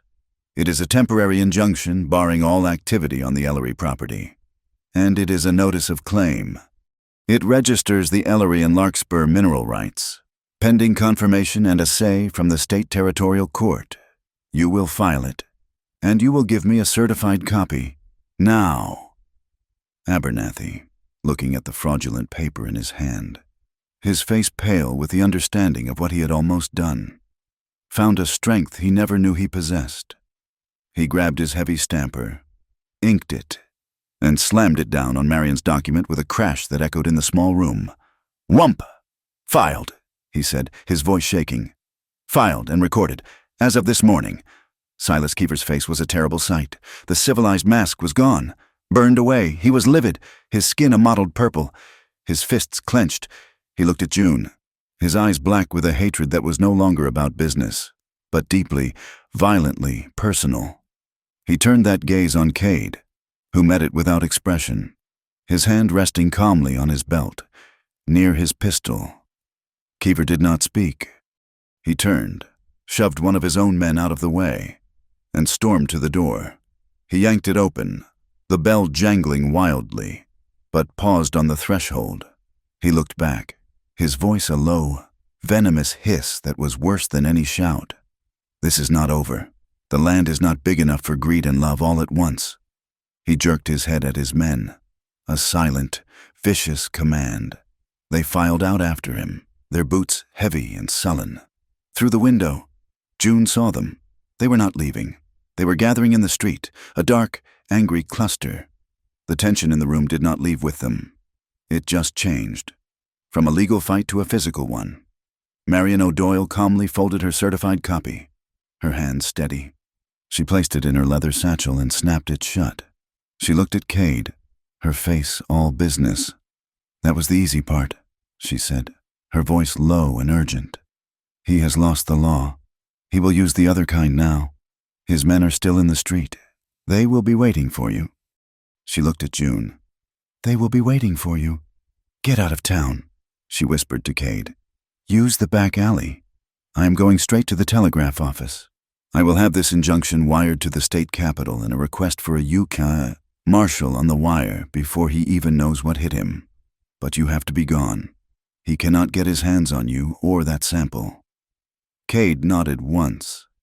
He put his hand on June's back, a simple, grounding pressure. "We will." He looked at Abernathy, who was slumped over the counter, wiping his face. "Thank you, sir." Cade guided June toward the small, unmarked door at the back of the office, the one that led to the alleyways and the stables. The legal fight was won. The battle for survival was just beginning. Black Cinder Alley was a narrow, dark space between the brickyard and the back of the land office, smelling of coal soot, stale beer, and manure. The high brick walls blocked the sun, making the afternoon feel like dusk. They stepped out of the small back door. Cade first, his eyes already scanning the shadows. The alley was quiet, too quiet. They had taken 10 steps toward the livery stable at the far end when the trap snapped shut. From the mouth of the alley, Silas Keever emerged, flanked by 2 of his railroad gunmen. From the stable end, Deputy Orrin Pike stepped out, his large body blocking the light. 3 more men fanned out behind him. They were caught in a brick-lined canyon. Pike grinned, his wet tobacco-stained smile a mask of triumph. He drew his pistol, not aiming at them, but at the sky. End of the line, Larkspur. He boomed. Nowhere left to run, girl. He fired. The shot was a deafening, echoing crack that bounced off the brick walls. A physical blow to the ears. In the stables, horses screamed in terror. Cade had already shoved June behind him, his body a shield. His eyes were not on Pike. They were darting, assessing, calculating. He saw the wagon. It was a heavy flatbed, parked against the brickyard wall, loaded high with thick paper sacks stacked 3 deep. A faded sign on the wagon bed read, Sable Brickyard. Below it, stenciled in black, quicklime. Pike took a step forward, leveling his pistol. Give us the girl and the claim, rancher, and I might just let you walk out of here. June. Cade's voice was not a shout, but a low, sharp command that cut through the ringing in her ears. The wagon! Get on it! Now! She did not question him. She ran, her boots slipping on the grimy cobblestones, and scrambled up the side of the flatbed, pulling herself onto the stack of paper sacks. One of Pike's men laughed, raising his rifle. She gonna fly away? Cade was already moving. He was not drawing his weapon to fire. His hand dove into his vest pocket, retrieving the stub of fuse and the single match he had saved from the gully. He struck the match on the rough brick wall beside him. It flared. He lit the 2-inch fuse. What is he doing? Pike snarled. Taking aim. The fuse sputtered. Cade did not throw it at the men. He threw it onto the wagon, where it landed in the tight space between 2 of the heavy paper sacks. 2 seconds later, the small charge went off with a sharp, anticlimactic pop. It was not an explosion. It was a release. The bursting charge ripped the paper sacks open, and a massive, instantaneous cloud of fine, white powder erupted into the alley. A choking, blinding fog of caustic lime filled the narrow space, thick as cotton, swirling in the windless air. The alley was gone, replaced by a white void. My eyes, one of the gunmen screamed. The air was unbreathable. The fine powder coated every surface, burning throats, stinging skin, and turning to a blinding paste in the men's eyes. Pike was coughing, a deep, retching sound, firing his pistol blindly into the white cloud. Bullets whined off the brick walls. June, perched on top of the wagon, was above the worst of the initial cloud. She was coughing, her own eyes burning, but she could see, through the settling dust. She saw the dark shape of the gunman who had laughed, his rifle raised, trying to wipe his streaming eyes with his sleeve. She still had the lariat from her saddle, coiled at her hip. She grabbed it. Her hands were shaking, but her father had taught her to rope. She built a small, fast loop, swung it once, and threw it. The rope, weighted by its own dust, shot through the white air. The loop settled perfectly over the man's head and shoulders. Pinning his arms, she did not wait. She dug in her heels and yanked, pulling with all her weight. The man, already off balance, was pulled forward, his rifle firing into the ground as he crashed face first onto the wagon's hitch. His gun clattered onto the stones. At the same moment, Cade moved. He stalked through the white haze like a ghost, his own gun in his hand. He knew exactly where Pike was from the sound of his coughing. He found the big deputy, who was gasping, his eyes squeezed shut, tears of pain streaming through the white dust on his face. Cade did not shoot him. He reversed the pistol in his grip. He raised it high and brought the solid steel butt of the gun down onto the side of Pike's head. There was a dull, sickening thud. Pike did not make a sound. He collapsed, a heavy sack of grain, and lay still in the white dust. The cloud was beginning to settle. From the other end, Silas Keever emerged. He had been furthest from the blast, and while he was covered in powder, he was not blinded. His suit was ruined, his face a mask of white rage. He saw Cade standing over Pike. He saw June on the wagon. He did not go for Cade. He lunged for June. "You!" he snarled, his voice a raw rasp. He grabbed the front of her dress as she tried to scramble down, yanking her off the wagon. "You ruined me!" June hit the ground, but this was not the helpless girl from the fence. This was not the servant from the camp. As Keever hauled her to her feet, she twisted, bringing her knee up, driving it with all her strength into his stomach. Keever grunted, a sharp oof of expelled air. His grip loosened. It was all she needed. She tore free from his grasp, dove low, and slid on the slick, powdered stones, rolling directly under the heavy axle of the wagon. She scrambled out the other side, coming up to her feet just as Cade turned. Suddenly, a new sound, louder than any gunshot, shattered the chaos. Clang, clang, clang.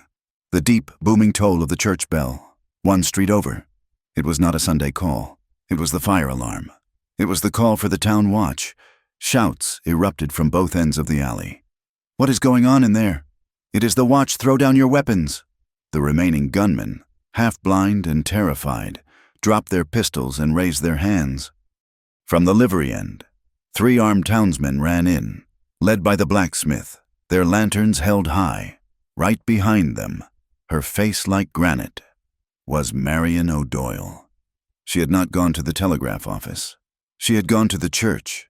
Silas Keever saw his world ending. He saw the townsmen. He saw Pike on the ground. He saw the last of his gunmen surrendering.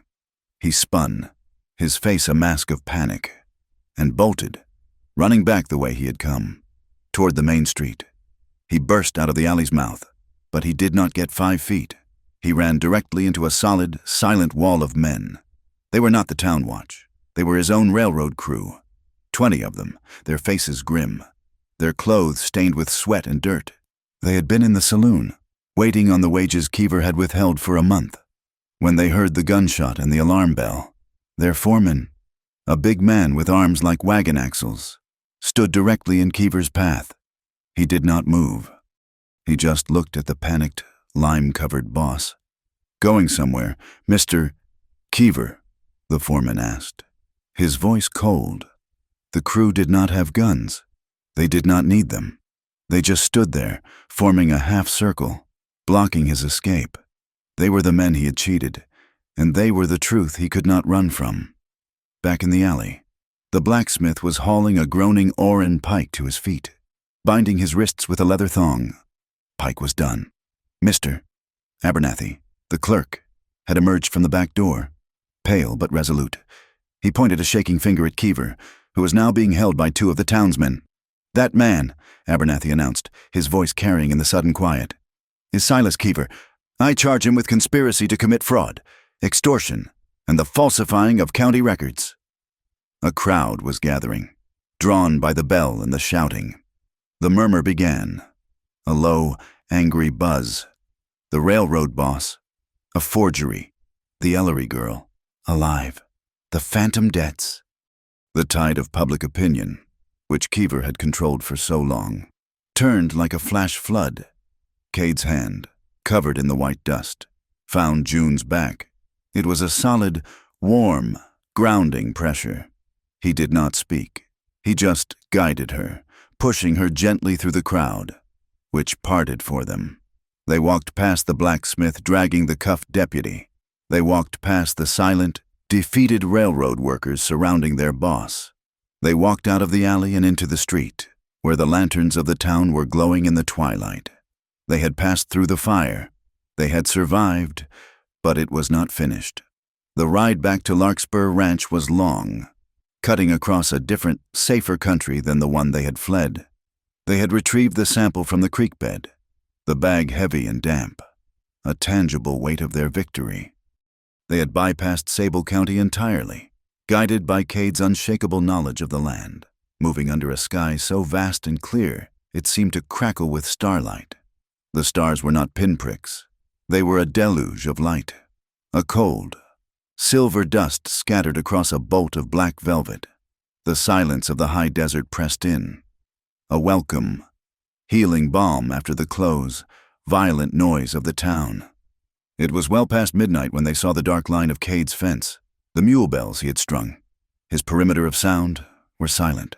They hung still in the quiet, no longer a warning, just objects. The threat was gone. He dismounted, his movements stiff from the long hours in the saddle. He did not unbar the door, not at first. He stood on the porch, listening. The wind had shifted. It was a soft, dry whisper, carrying the clean, sharp scent of sagebrush and the sweet, dusty smell of cured straw from his barn. It was the smell of home. He pushed the door open. The cabin was cold and dark, smelling of pine and old ashes. It was a hollow, empty space. Waiting. June entered, her body moving with a bone-deep weariness. She did not go to the cot. She walked, as if in a dream, to the small, three-legged stool by the hearth and sat, her hands falling into her lap. She was done. Cade watched her for a moment, a still, weary figure in the dark. Then he moved. He did not light the lamp. He knelt at the hearth. He laid kindling, the scrape of the wood loud in the quiet. He struck a match, and the small flame illuminated his face, all hard angles and shadows. The fire caught, a small, hungry crackle, and a warm, orange light began to push back the cold. He filled the coffee pot with water from the bucket, his movements economical, a ritual of restoration. He set it on the grate to warm. June had not moved. She was still sitting on the stool, her hands in her lap, staring into the new, young fire. The light flickered on her face, catching the streaks of quicklime dust that still clung to her hair, the lines of exhaustion around her eyes. But her eyes were not haunted. They were clear. They were bright. She bent, slowly, and unlaced the soft boots. She peeled the linen bandages from her feet. The skin was healing. The raw, open wounds of a few days ago were now clean. Pink scars. The desert had burned her, and Cade had healed her. She looked at her feet, really looked at them, and saw the evidence of her journey. Cade turned from the fire, holding a new, clean strip of linen and the small box of salve. He said nothing. He knelt before her, as he had that first night. He took her foot in his hand. He applied the salve, his rough hands moving with that same incredible gentleness. He wrapped the linen, his motions sure. He did the same for the other. When he was finished, he did not immediately let go. His hand rested on her ankle for a beat, a solid, warm weight. Then he stood, took the pot from the fire, and poured 2 cups of the scalding, black coffee. He handed one to her. She took it. This time, her hands did not shake. She moved from the stool to the small, homemade rocking chair he kept by the fire. She settled into it, the wood creaking a soft, rhythmic complaint. She sipped the coffee, letting the heat and the peace of the cabin soak into her bones. The ghosts were gone. Cade did not sit. He went to the far corner of the cabin, to the workbench where he mended his leather. He picked up a flat, smooth piece of new pine board, about 1 foot long. He had been working on it. He brought it to the table, placing it in the center, where the lamplight could find it. June watched him, curious. He moved back, taking a sip of his own coffee, his eyes on her. She set her cup down and walked to the table. She saw the carving. It was not the clumsy whittling of a cowboy. It was the precise, careful work of his saddle-making tools. The letters were deep and sure, carved into the clean, pale wood. Ellery Larkspur, she stared at it, her vision blurring. She raised a hand, her fingers tracing the sharp, clean edge of the E. It was her name. It was his name. It was not a mining claim. It was a foundation. It was a sign. Her throat tightened. A single, hot tear she had not shed in the alley, not in the gully, not since her father died, traced a path through the dust on her cheek. "My father," she whispered, her voice thick. "He would have smiled. He would have been so happy to see this." She felt Cade move, standing close behind her. His voice was a low, rough sound, right by her ear. "He would be proud," Cade said. He paused, and his next words were quieter, heavier. "And so am I." She turned. her hand still on the carved wood. He was standing right there, his face illuminated by the fire, the shadows gone, the hardness in his eyes, the constant, watchful mask was gone too. All she saw was the man who had pulled her from the wire, the man who had shared his blanket, the man who had just spoken his pride into her heart. They did not fall together. They moved. It was a slow, inevitable closing of the last few inches of space, a magnetic pull that no longer needed to be questioned. His hands came up, not to grab, but to frame her face, his calloused palms gentle against her skin. The kiss was not the hesitant, rain-chilled discovery in the line shack. This was a promise. It was the seal on the claim, the stamp on the deed. It was solid, deep, and sure. It was a kiss of arrival. It tasted of coffee and wood smoke, of salt and dust, and of a future that had, an hour ago, seemed impossible. There was no tremor in her lips, no hesitation in his. It was a long, slow claiming, a silent, mutual vow. When he pulled back, he did not let her go. He rested his forehead against hers. They stood like that, shoulder to shoulder, breathing the same air. Her shaky, adrenalized breath slowed, falling into the same deep, even rhythm as his. It was the cadence of peace, with a long, shuddering sigh. June let the last of the fight go out of her. She turned in his loose embrace and leaned her back against his chest, her head fitting perfectly into the space just under his chin. He was a wall, but this time, he was not a wall to hide behind. He was a wall to lean on. His arms came around her, crossing over her stomach, holding her secure. She felt the solid, steady thump-thump of his heart against her spine. That same reliable rhythm she had heard in the storm. It was the sound of his life, and it was the sound of her safety. She covered his crossed arms with her own. His hand found hers, his fingers lacing with hers, strong and warm and definite. They stood in the quiet cabin, two halves of a whole, watching the fire burn down. He lowered his head, his lips brushing the hair at her temple. His voice was a whisper, a rumble that vibrated through her. "Home is here," he said, "if you want it." She did not need to think. She did not need to speak. She closed her eyes, a small, slow smile touching her lips, a smile that was all warmth and all truth. She leaned her head back more fully against his shoulder. She nodded. He held her tighter, a single, sharp intake of breath. His only reply. They did not move to the cot. The night was too precious, the peace too new. They sat in the rocking chair, together, her bundled in his lap, his arms still locked around her. The fire burned down to glowing embers, and still they sat, wrapped in the same blanket, and they talked. They whispered in the dark, the way people do when the world has been shut out and the only truth is the one in the room. They did not talk of Keever, or Pike, or the forged deeds. They did not talk of the chase, or the fear. They talked about the spring planting. Cade told her about the small patch of land behind the cabin, by the well, how it got the morning sun. He had always meant to plant more than just beans. She told him about her mother's sunflowers, and how to tell when the corn was sweet just by the color of the silk. He talked about his mares, about the 2 foals he was expecting. He spoke of their bloodlines, his voice filled with a quiet passion she had never heard. She talked about the alum, about how her father said it could be used to cure hides, to make the leather supple and strong for his saddles. They talked about the house, about patching the roof before the winter snows, about adding a room, a window to face the east, about the heavy, central log beam that ran the length of the ceiling, dark with age and smoke. "My grandfather put his name there," Cade murmured, his chin resting on the top of her head. "When he built this place." June looked up into the shadows, at the dark, solid beam. "We should," she whispered, her hand finding his again. "We should carve the board, the one you made. We should put it up there." He smiled. She could feel the movement of it against her hair.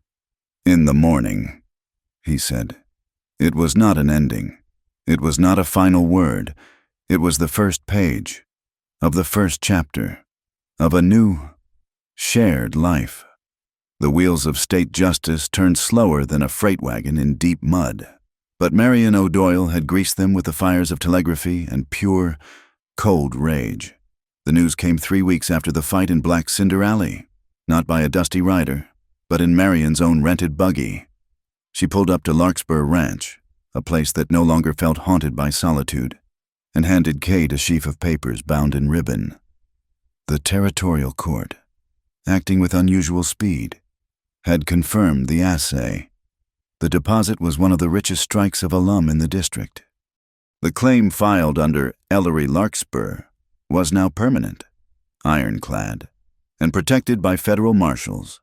But the second document was the one that truly closed the books. The investigation into the Silver Meridian Railroad had exploded. Faced with Abernathy's testimony, the fraudulent deed, and pressure from the Capitol, the railroad's eastern investors had cut Keever loose.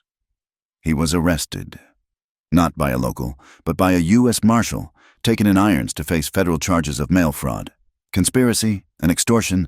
His power, built on fear and forged paper, had evaporated. Orrin Pike, stripped of his badge and his protector, was last seen washing glasses in a saloon 2 territories west, his authority gone forever. Marion's victory was absolute. She had successfully petitioned the court to freeze Keever's local assets. The first lien against that money did not go to the railroad's investors. It went to the crew of workers Keever had refused to pay. 2 days later, their foreman rode out to the ranch, his hat in his hand, and gave June a heavy canvas bag of coins. "From the boys, ma'am," he'd said, his face rough with emotion. "For the well fund. Your pa's well." Marion had brought the final piece of the puzzle herself. She handed June one last paper, her sharp features softened by a rare, genuine smile. "A state permit," she said. "To drill for water, using your father's map as the primary survey. They said his hydrology notes were masterful. Dry Willow Bluff, a name born of irony and thirst, would have a well." June held the paper, her father's dream made real, and felt the last cold knot of her grief finally dissolve. Word of the well, and of the railroad's defeat. Changed the valley. The same townsfolk who had hidden behind their curtains, too frightened to defy Pike, now rode out to Larkspur. They came with wagons, with hammers, with saws, and with apologies. They had been afraid, but they were not cowards. Not really. They just needed someone to show them how to be brave. The ranch was no longer a solitary outpost. It became the heart of the community. In a whirlwind of cooperative energy, they raised a large communal warehouse, a co-op where they could store their goods and bargain as one, free from the railroad's shipping prices. Cade and June, standing side by side, drove the first and last nails. One of the men, the blacksmith who had cuffed Pike, hung a new, cleanly planed sign on the main gate. The letters burned deep into the wood. It said, "This land is not for sale." To celebrate the warehouse raising, June and Cade hosted a barbecue. It was not a grand affair. It was life. Cade and 2 other ranchers roasted a steer over a long, slow pit. June, using flour and supplies paid for by the alum claim, baked dozens of loaves of cornbread and pies. As the sun went down, someone brought out a fiddle. A fast, joyful tune sawed through the twilight air. It was a sound of defiant laughter, of a community healing itself. Children ran between the wagons, their faces sticky with molasses.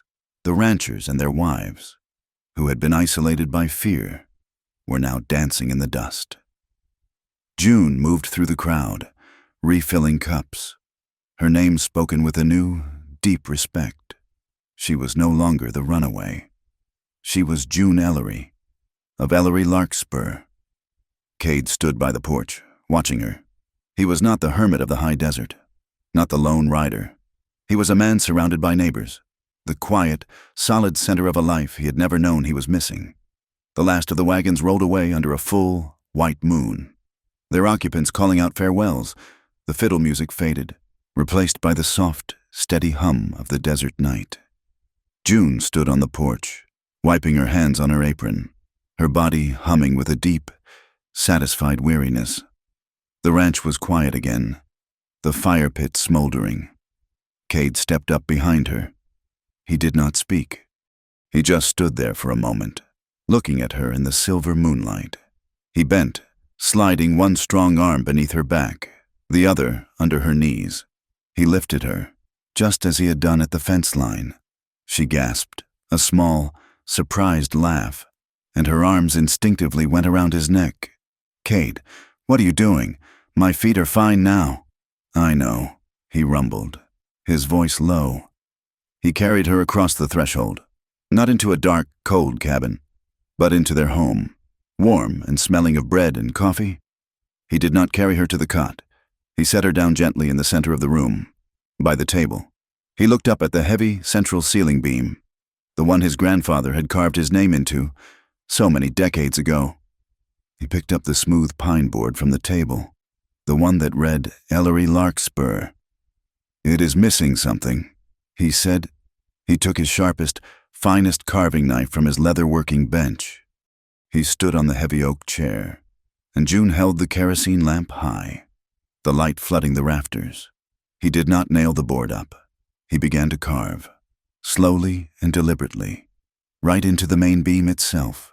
He carved her name first, the letters deep and clear. June, then, beside it, Cade, and finally, the name of their new, shared life. Dry Willow Bluff. The pale, sweet-smelling pine shavings drifted down, catching in her hair like confetti. He stepped down from the chair. He stood in front of her, the woman he had pulled from the wire, the woman who had brought his home back to life. The dust and the blood were a distant memory. There was only this, the warm light, the shared silence. He put his hands on her shoulders, his gaze holding hers, steady and absolute. He said the words he had spoken that first night, the first sentence he had ever offered her. But they were no longer a promise. They were a vow. "Under this roof," he said, his voice thick with a lifetime of held-back emotion, "you are always safe." She rose up, her hands sliding up his chest, and met his kiss. The cabin was filled with warmth, and the future, outside. The high desert wind blew, a gentle, healing breath. It moved past the new warehouse, whispering through the wire of the outer fence. It passed the very spot where a desperate woman had fallen, her life in ruins. But the wind was different now. It no longer carried the scent of alkali dust and fear. It carried the smell of fresh-cut lumber, the sweet promise of rain, and the soft, contented breathing of horses, safe in their home. Thank you for listening to this story. We would love to know where you are listening from, so please leave a comment below to connect with us and share your thoughts. Be sure to subscribe to Wild West Stories 1850 like this video. And if you would like to support the channel, please hit that hype button to help this story be heard by more people.